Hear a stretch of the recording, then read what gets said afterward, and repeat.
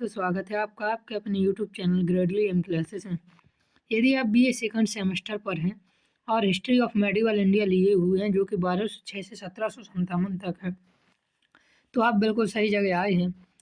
ये हमारे यूनिट 2 का पार्ट 1 है। इससे पहले हम यूनिट 1 कर चुके हैं, जिस पर हमने आरंभिक तुर्क और गुलाम वंश और खिलजी वंश के बारे में पढ़ा हुआ है।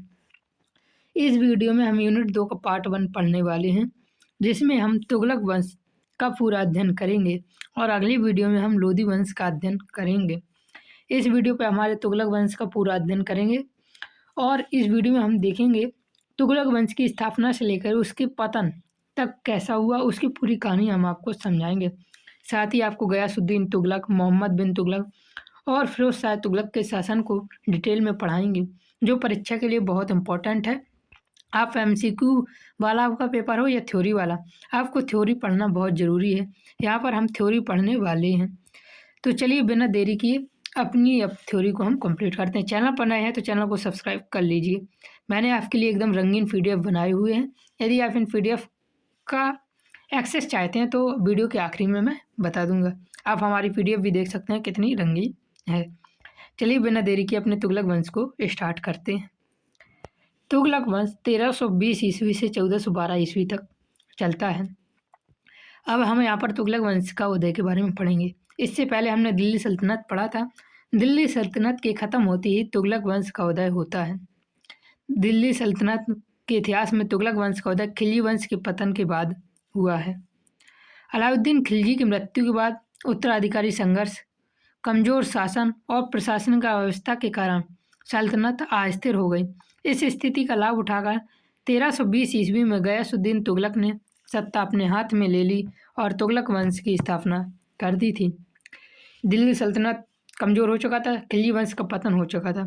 अलाउद्दीन खिलजी की मृत्यु के बाद उत्तराधिकारी संघर्ष था और कमजोर शासक आए और प्रशासनिक आवश्यकता थी। इसकी सल्तनत अस्थिर हो गई और इस स्थिति का लाभ उठाकर 1320 ईस्वी में गयासुद्दीन तुगलक ने सत्ता अपने हाथों में ली और तुगलक वंश की स्थापना हुई। तुगलक वंश की स्थापना कब हुई? 1320 ईस्वी में हुई। किसने की? तो गयासुद्दीन तुगलक ने की। याद रखना बहुत ही इंपॉर्टेंट है ये आपके एमसीक्यू वालों के लिए और थ्योरी वालों के लिए भी। अब देखिए, तुगलक वंश ने 1320 ईस्वी से 1412 ईस्वी तक शासन किया। याद रखना, तुगलक वंश ने 1320 ईस्वी से 1412 ईस्वी तक शासन किया, लगभग 94 वर्षों तक। यह दिल्ली सल्तनत का सबसे अधिक समय तक शासन करने वाला वंश था। कौन सा वंश? तुगलक वंश। तुगलक वंश ने 94 वर्षों तक शासन किया और इसी के साथ दिल्ली पर सबसे अधिक समय तक शासन करने वाले वंश का अपना रिकॉर्ड बनाया। इस काल में प्रयोगों, सुधारों, कल्याणकारी कार्यों और असफल नीति सभी के लिए जाना जाता है। यहाँ पर प्रयोग भी हुए, सुधार भी हुए, कल्याणकारी कार्य भी हुए और कुछ राजाओं की असफल नीतियाँ भी रहीं, तो ये सभी के लिए जाना जाता है। चलिए अब हम पढ़ेंगे गयासुद्दीन तुगलक के बारे में।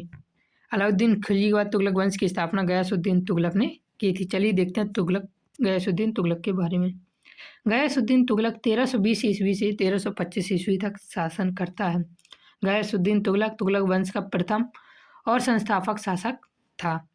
उसका वास्तविक नाम गाजी मालिक या गाजी बेग था। किसका? गयासुद्दीन तुगलक का वास्तविक नाम गाजी मलिक या गाजी बेग था। याद रखना, उसने 1320 ईस्वी में दिल्ली की सत्ता संभाली और 5 वर्षों तक शासन किया।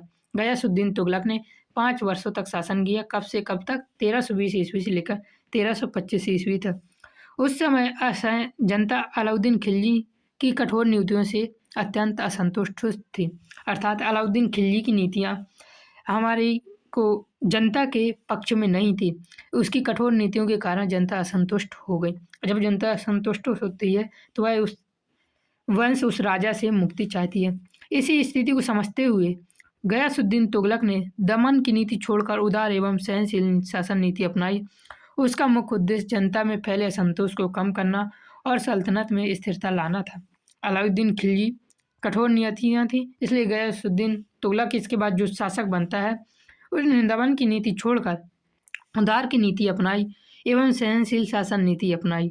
उसका मुख्य उद्देश्य जनता में फैले असंतोष को कम करना और सल्तनत में स्थिरता प्राप्त करना था। आगे देखते हैं।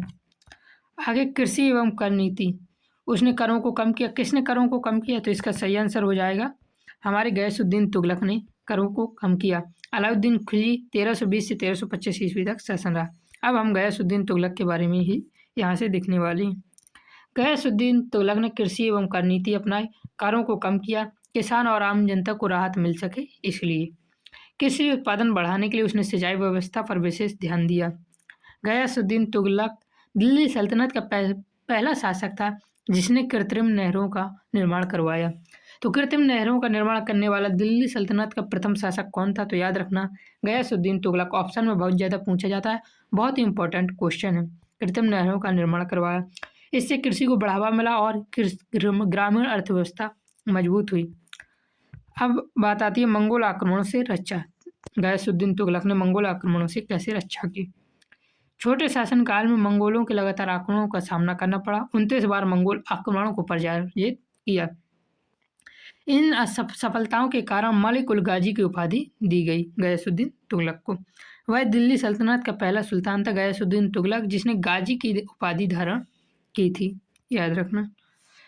गयासुद्दीन तुगलक ने नगर स्थापना भी की।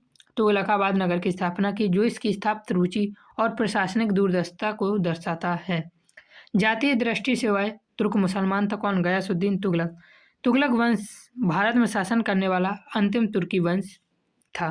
तुगलक वंश दिल्ली सल्तनत भारत में शासन करने वाला अंतिम तुर्की वंश था।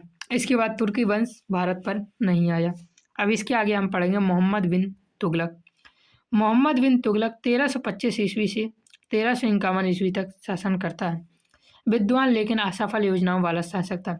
मोहम्मद बिन तुगलक बहुत ही विद्वान था, किंतु इसकी ज़्यादातर जो योजनाएं थी वो असफल योजनाओं के नाम से जानी गई। गयासुद्दीन तुगलक की मृत्यु के बाद उसके पुत्र जौना खान ने 1325 ईस्वी में मोहम्मद बिन तुगलक के नाम से सुल्तान बना।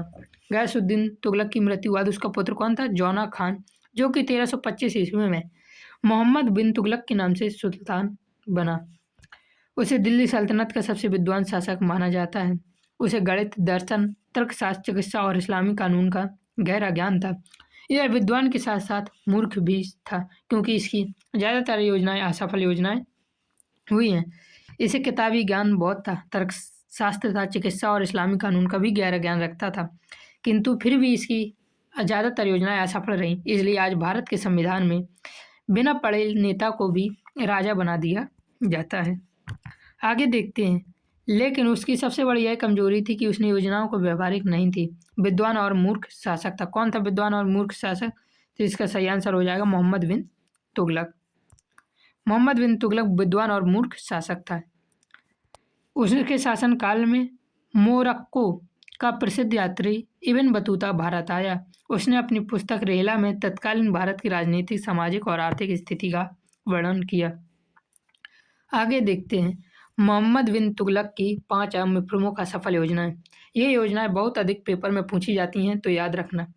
पहली योजना थी दोआब कर में वृद्धि। दोआब क्षेत्र, इसे दोआब कर क्यों कहा गया? क्योंकि यह दोआब क्षेत्र गंगा और यमुना के बीच उपजाऊ क्षेत्र पर कर बनाने की वृद्धि थी, तो इसलिए इसे दोआब में कर वृद्धि कहा गया है। उसने उस भूमि का कर बढ़ाकर उपज का आधा कर दिया। दोआब क्षेत्र की भूमि का कर बढ़ा दिया और उपज को आधा कर दिया। दुर्भाग्यवश उसी समय वहां अकाल पड़ गया। किसान कर देने में असमर्थ हो गए, विद्रोह फैल गया और यह योजना असफल हो गई। अगला देखते हैं राजधानी परिवर्तन, जो कि इसकी एक असफल योजना थी। राजधानी परिवर्तित की उसने दिल्ली से देवगिरी यानी दौलताबाद को राजधानी बनाया ताकि दक्षिण भारत पर नियंत्रण मजबूत किया जा सके। इसके लिए दिल्ली को पूरी जनता को स्थानांतरित करने का आदेश दिया गया। लंबी और कठिन यात्रा तथा प्रतिकूल वातावरण के कारण लोग अत्यंत कष्ट में पड़ गए और राजधानी फिर से दिल्ली हुई। पहली असफल योजना थी कर में वृद्धि, दोआब क्षेत्र में कर वृद्धि। दूसरी असफल योजना थी राजधानी परिवर्तन। राजधानी परिवर्तित कर यह देवगिरी दौलताबाद ले गया। उसके बाद इसे फिर से राजधानी दिल्ली लाना पड़ा, तो यह थी इसकी दूसरी। अगली हमारी सांकेतिक मुद्रा। इसने मुद्रा चलाई क्योंकि सोना व चांदी की कमी हो गई थी, तो इसने तांबे और पीतल की मुद्रा चलाई। लोगों ने बड़ी संख्या में जाली सिक्के बना लिए। व्यापार प्रभावित हुआ और अंत में सुल्तान को राजकोष खाली हो गया क्योंकि इसको ये सिक्के वापस करने पड़े थे। अब आगे देखते हैं। अगली और चौथी थी खुरासन अभियान। खुरासन अभियान भी इसकी एक असफल अभियान था। मध्य एशिया पर आक्रमण की योजना बनाई गई और विशाल सेना को अग्रिम वेतन दिया गया। अभियान रद्द हो जाने से सल्तनत को भारी आर्थिक नुकसान हो गया। इसने कहाँ की योजना बनाई थी? मध्य एशिया पर आक्रमण करने की योजना बनाई थी और सेना को पहले से वेतन दे दिया था, और यह अभियान जब रद्द हुआ तो इसको आर्थिक नुकसान हो गया। अगला देखिए दिया हुआ कराचल अभियान। कराचल अभियान भी इसकी एक असफल योजनाओं में से एक है। हिमालय क्षेत्र में भेजी गई सेना भौगोलिक कठिनाइयों के कारण पराजित हुई और इस असफल योजनाओं उसके शासक को कमजोर कर दिया। तो इसकी 5 असफल योजनाएं थी। दुआब में कर वृद्धि, सिक्के को बदलना, सोने के सिक्के से तांबे के सिक्के हो जाना, कराचल अभियान और दिल्ली से राजधानी स्थानांतरित करना। इस प्रकार इसकी 5 असफल योजनाएं थी। आगे देखिए दिया हुआ है। अब हम पढ़ेंगे फिरोज शाह तुगलक के बारे में। 1350 तक मोहम्मद बिन तुगलक ने शासन किया। अब 1350 से 1351 से 1388 तक फिरोज शाह तुगलक शासन करता है। फिरोज शाह तुगलक एक कल्याणकारी शासक था। मोहम्मद बिन तुगलक की मृत्यु के बाद 1351 ईस्वी में उसका चचेरा भाई फिरोज शाह तुगलक सुल्तान बना। मोहम्मद बिन तुगलक की मृत्यु कब हुई? 1351 ईस्वी में। उसके बाद उसका चचेरा भाई फिरोज शाह तुगलक सुल्तान बना। उसे तुगलक वंश का सबसे कल्याणकारी शासक माना जाता है। किसको? फिरोज शाह तुगलक को। उसने शासन को पूरी तरह इस्लामी सिद्धांतों पर आधारित किया और यह सल्तनत काल का पहला शासक था जो पूर्ण इस्लामी राज्य की स्थापना की। यह एक कल्याण शासी शासक था, परंतु यह एक धर्म शासक था, इसलिए इसने पूर्ण इस्लामी राज्य की स्थापना की। धार्मिक एवं कर नीति। उसने हिंदुओं को जिम्मी घोषित किया और ब्राह्मणों पर जजिया कर लगा दिया। किसने लगा दिया ब्राह्मणों पर जजिया कर? तो मोहम्मद बिन तुगलक के चचेरे भाई फिरोज शाह तुगलक ने जिम्मी और जजिया कर लगा दिया। फिरोज शाह तुगलक ने ब्राह्मणों पर जजिया कर लगाया और 24 प्रकार के कर समाप्त कर दिए। इसने ब्राह्मणों पर तो जजिया कर लगा दिया, किंतु इसने 24 करों को भी समाप्त किया। केवल 4 कर लागू किए, खम्स, खराज, जजिया और जकात। आगे देखते हैं। जन कल्याणी कार्य। उसने कृषि के विकास के लिए यमुना और सतलज नहरों का निर्माण करवाया। जौनपुर, फिरोजपुर और फिरोजाबाद जैसे नगरों की स्थापना की। सराय, अस्पताल, पुल, बाग और जलाशय का निर्माण भी कराया। फिर बात आती है दीवान खैरात। इस विभाग से माध्यम से दीवान खैरात एक क्या था? विभाग था। इसके माध्यम से विधवाओं, अनाथों और गरीब कन्याओं के विवाह हेतु आर्थिक सहायता दी जाती थी। कौन देता था ये सहायता? तो फिरोज शाह तुगलक, जो कि 1351 से 88 तक शासन करता है। फिरोज शाह तुगलक विधवाओं, अनाथों और गरीब कन्याओं के विवाह हेतु आर्थिक सहायता देता था। किस विभाग के दौरान? दीवान खैरात विभाग के जरिए। अब इसके तुगलक वंश के पतन का काल शुरू हो जाता 1388 से 1412 ईस्वी तक। ये 24 साल में तुगलक वंश का पतन होता है। 1388 ईस्वी में फिरोज शाह तुगलक की मृत्यु के बाद पूरा तुगलक वंश कमजोर हो गया। बाद में शासक अयोग्य थे और आपसी संघर्ष में उलझे हुए थे। 1398 ईस्वी में तैमूर के आक्रमण ने दिल्ली को पूरी तरह तबाह कर दिया। इसके बाद तुगलक शासक केवल नाम मात्र के शासक रह गए। 1412 ईस्वी में तुगलक वंश का अंत हुआ। तुगलक वंश के अंत के बाद अब हम सैयद वंश और खिलजी वंश के बारे में पढ़ेंगे, जो कि तुगलक वंश के बाद आया हुआ वंश है। तो मुझे उम्मीद है आपको ये वीडियो अच्छी तरीके से समझ में आई होगी। चैनल पर नए हैं तो चैनल को सब्सक्राइब कर दीजिए। अब यदि आप PDF लेना चाहते हैं, देखिए निष्कर्ष और देख लीजिए। निष्कर्ष दिया हुआ है। तुगलक वंश दिल्ली सल्तनत का सबसे लंबे समय तक शासन करने वाला वंश था। इसने 95 वर्षों तक शासन किया था। इस वंश के शासकों ने प्रशासनिक प्रयोग, कृषि सुधार और जन कल्याणी कार्य किए। असफल नीतियां और राजनीतिक अस्थिरता के कारण यह वंश स्थायित्व में नहीं रहा। अब चलिए आप अपने PDF की बात करते हैं। इसके अगले पार्ट पर हम लोधी वंश, तुगलक एवं लोधी वंश के बारे में पढ़ने वाले हैं। तो इसमें सैयद वंश भी होगा। तुगलक वंश हमारा समाप्त हो गया। PDF के लिए आपको सिंपली क्या करना होगा? हमारे चैनल की लिंक बायो पर जाना होगा। बायो पर आपको हमारे टेलीग्राम का लिंक मिलेगा। उस लिंक पर आपको हमें मैसेज करना होगा और 9 रुपये का पेमेंट करना होगा। 9 रुपये का पेमेंट करते ही आपको हमारे चैनल के प्राइवेट ग्रुप से जोड़ दिया जाएगा। आपको वहाँ हमारे सारे वीडियो का PDF मिलेगा। जो भी वीडियो हमारे चैनल पर डल चुकी हैं या आने वाले समय पर डलने वाली हैं। तो ज़रूर चेकआउट करें और हमारे चैनल से ज़रूर जुड़ें। चैनल पर नए हैं तो सब्सक्राइब ज़रूर कर लेना। जय हिंद, जय भारत, राधे राधे।